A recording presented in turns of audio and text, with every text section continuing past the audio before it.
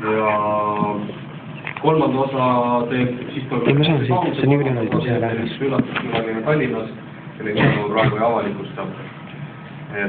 Aga palun, Tanel, tule ja räägi. Tere, olen Tanel. Ma jätsin oma märkmiku, kus ma tahtsin teist maha lugeda ja spikerdada puhvikusse, aga ma võtsin Ekspress stardi.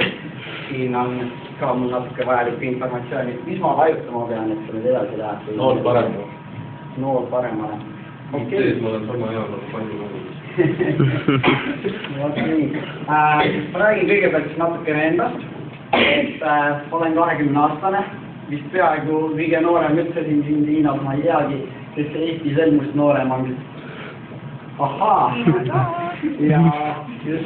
Ja millega ma tegelen üldse igapäevaselt, tegelikult ma teen juuksuritööd, töötan salongis, mis on klubi Treffi juures Tartus, seal ma olen nüüd olnud üks pool aastakest.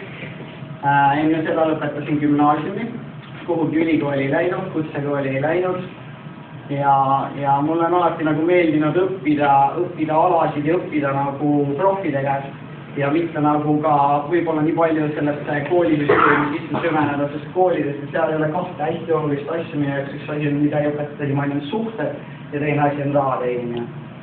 Ja hakkan siis vaikselt pihta. Miks ma liitusin üldse siin Siinoga on ka see, et mina on hästi suurt nagu tulevikku sellest. Alguseks nagu kõigil enamjaolt noortel on ikka, ma kohe siit vaatan, ikka raha ja Mercedes ja BMW ja asjad ja nii nagu mulgi oli, et miks ma nagu liitusin, ma tahtsin saada ka majanduslikult vabaks, tahtsin Miami'sse oma majad ja Mercedesed ja nii edasi. Aga nüüd, kui ma olen 2 kuud nagu siin äris olnud, tegelikult veel olulisemaks sellest rahast on mulle muutunud see, et kelleks ma nagu ise muutun ja mis ma siit saan, et üks hetk, kui ma olen ka näiteks miljonär, et mult ära võetakse, mul loskusesse teenida uuesti ja see on nagu minu jaoks kõige olulisem. Nii. Espresso trenn. Nii ma sellest siis nüüd tarka räägin. Ma tahan ka markerit välja, tegijatel mingi marker olema. Ma olen siia need asjad ka. Et nagu näha, see on nagu väga tõusvad joones. Praeguseks siis oleme kuskil siin. Ja see prognoos on, et see tõuseb veel jätkuvalt ja suure hooga. Miks ma ise arvan, et miks see nii palju ka tõuseb, on üks asi, et praeguseks on igal pool kohvikutes, igal pool Statoilis, igal pool ongi bensujaam, igal pool saab kohvi, aga kus see tõus siis võiks veel tulla ja ma arvan, et selleks on see, et just inimesed hakkavad muretsema endale kodudesse sarnaseid lahendusi, kodukohvikusüsteeme ja ka praeguseks väga kõvad tegijad, mis nagu annavad usaldust, et see võiks ka minna kodudesse, on Coca-Cola ja Starbucks on siis ka patenteerinud Portson kohvia ja padja süsteemi ja see on ka siis, mida meie pakume Rombots Malongo ja turustame seda siis siin Hiina kaudu. Ma nüüd räägin. Siis kelle kohvi me turustame siin Hiina kaudu on siis Rombots Malongo.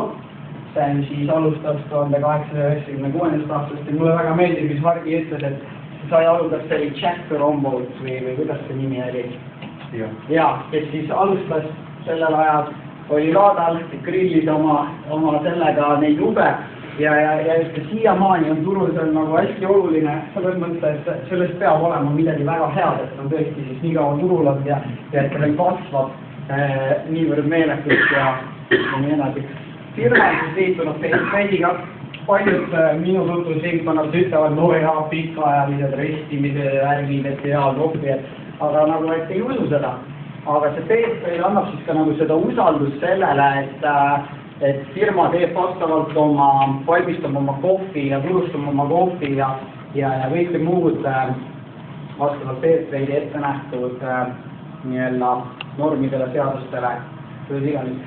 Ja siin on ligi 100 punkti, mis meie Rombots Malongo kohvi peab täitma selle Fairtrade'iga seoses ja üheks minu jaoks hästi naljakaks ja samaks niisuguseks heaks pointiks on see, et isegi kuidas on paigutatud kohvi need suured siis pakid veoautos ja kõik see keskkonnasäästlikkus, mis nad siis järgivad ja see õiguslikud palgad ja edasi, aga just minu jaoks on hästi isegi vaadatakse, kuidas on need pakid paigutatud veokisse, mis siis veab neid kohviga. Nii, ja siis patenteeritud süsteem on meil, räägime pärast pikemalt.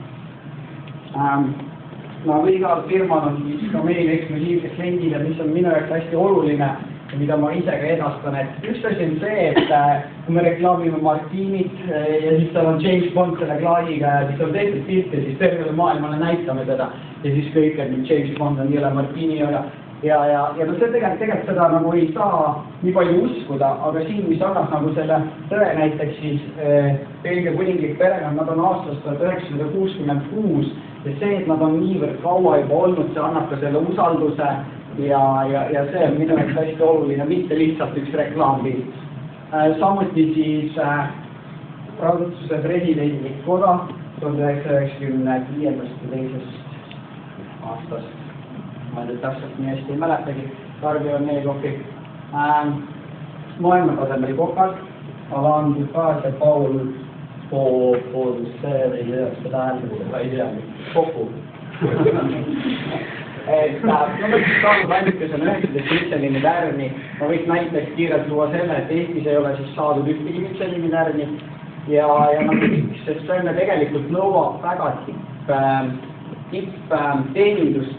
Nii nagu mulle Toomas täna ütles, et tõesti saadu see klienditeenindaja kõnnib, tal ei tohi seeliks tahiseda ja põrandid ei kraksuda ja nii edasi ja koristaja on seal tipptasemel ja kõrgharidusega koristajad on ja nii edasi ja nii edasi. Ja nemad on saanud siis 19 Michelini tärni kokku ja nemad soovitavad ka ainult meie kohvi ja siis ise tarbivad selle ja nende restoranidel on siis meie kohvi. Café de Paris Monacos. See on siis samuti 5 tärni koht. Seal on siis meie kohvi. See on ka siis, kuidas ma ütlen, väga rangete reeglite järgi samamoodi, et koristaja on seal musta ööga ja kõik muud ja nemad siis tarbivad circa 500 000 palku aastas ja see nagu näitab seda ka, et see kohvi on niivõrd hea, et juba puhtalt kohvi pärast nii palju minnakse ja seal nagu nii palju seda juuakse, et tegelikult kui ma nii mõtlen, et ma ei teagi, kes keegi teine kas saab tuua mõne võrdluse, palju tarkus üldse, et üks kohvi aastas välja müüda nii edasi. Aga okei, see selleks, ma sain teada, siis Royal see on saanud, me oleme saanud õiguse nende kuningliku pappi reklaamida enda kohvipakkidel, see on tegelikult väga oluline, sest see nagu näitab ka usaldust ja selle seda õigust on kokku saanud siis 2 firmad ja üks on siis meie ja teine on siis Belgia õlu peaks olema, kas on niimoodi? Ja Alpen maailmas. Ja nii edasi.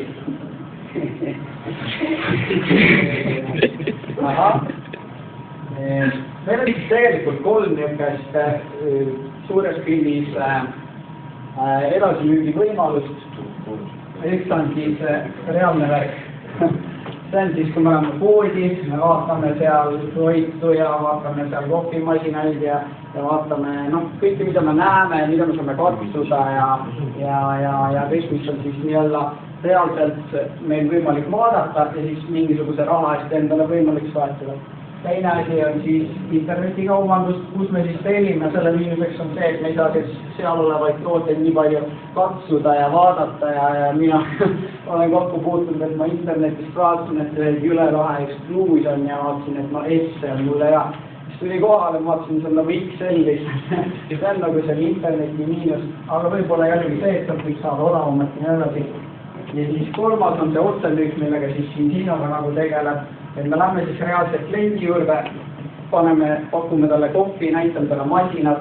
Kui tal on soov, ta saab selle arutada, siis ta jääks tündiks sinna laua peale ja panna jälle kokku ja ta saab selle nii-öelda usalduse, saab ta temast tekitada tänu sellele, et ta saab reaalselt siis seda toodet katsetada.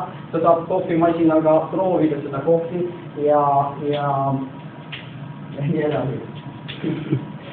ja siin siis ongi, nagu ma ütlesin, siis siin kolmandast ehk otsemüügi sellest.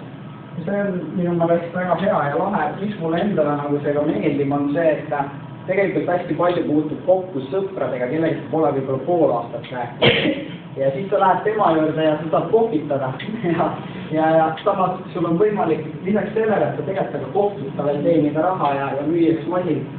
Et see mulle nagu selles mõttes meeldib, kuna ma ise ka suur suhtleja olen. Nii, mis siit tuleb. Palju ingliskeelset teksti.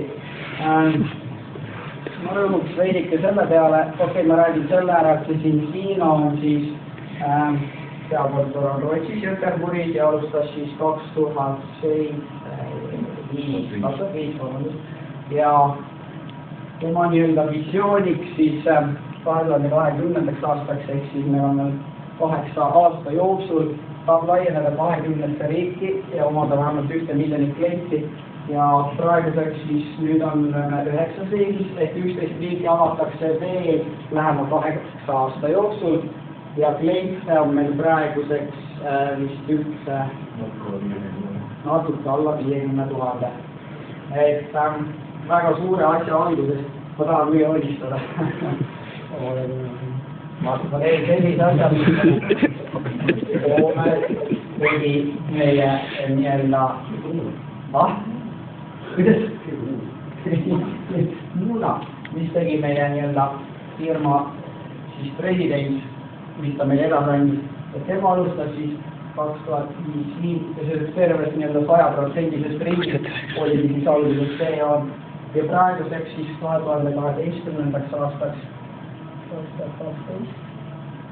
on sellest ringist vast siis see 10% ja teiste jaoks tundub see võib-olla väga utoopiline, aga minu jaoks juba väga reaalne, et tõesti me oleme väga suure asja algusest ja tema ka ütles lausa revolutsiooni algusest, kuna see padjasüsteem on mõjutab mulle, et mis asi see on ja teine juba teab, aga tõesti see on nagu väga kiire, mugav, moodne ja tõesti revolutsioon, ma arvan, sellest kõik olla. Siia ma olen siis 2020.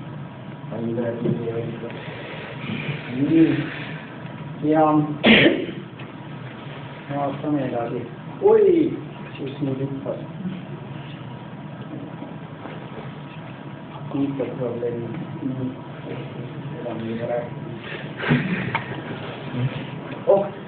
Siin on meie masinapark. Ma alustan sellest kõige võimsamast masinast Soulford. See on siis võib-olla parem niisugustesse suurematesse kohtadesse, kontoritesse, võib-olla ka kohvikutesse. Kuigi ma olen ka näinud seda kohvikut, aga sellel on kindlasti omad eelised.